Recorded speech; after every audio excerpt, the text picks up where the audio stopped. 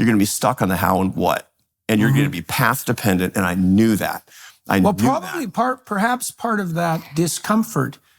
So Carl Friston, we did some work in this regard too. Carl Friston has associated negative emotion, anxiety more specifically, with high entropy states. So, and you can think about a high entropy state as a state of navigation where a very large number of pathways are potentially open to you, right? And so if you open Pandora's box, if you move away from a determinate goal and you open Pandora's box, which is what direction should I go, then that is anxiety provoking because there's a multitude of possibilities that beckon. Now, there's opportunity in that, but it can easily overwhelm you, especially if you're tilted more strongly towards negative emotion, let's say.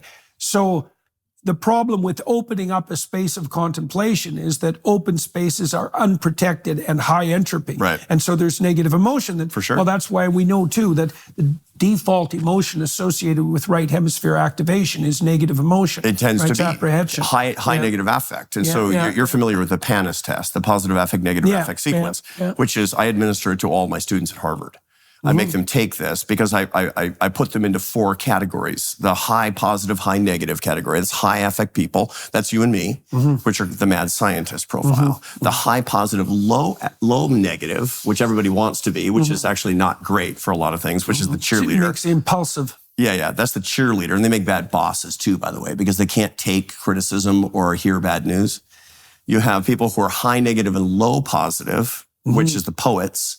And then the people who are low affect, low, those are the judges. You know, very, very low affect, sober. Stolid. They make good surgeons, right? You don't want somebody to cut you open and say, oh my God. That's not what you want. And so I actually categorize people and then talk about the strengths and weaknesses that each one of these has. Now, the people who are most likely to be able to affect discernment most at least conventionally by undertaking these techniques are the mad scientists. Because they have access to very high levels of affect, but they have to understand themselves to do that. This was the thing.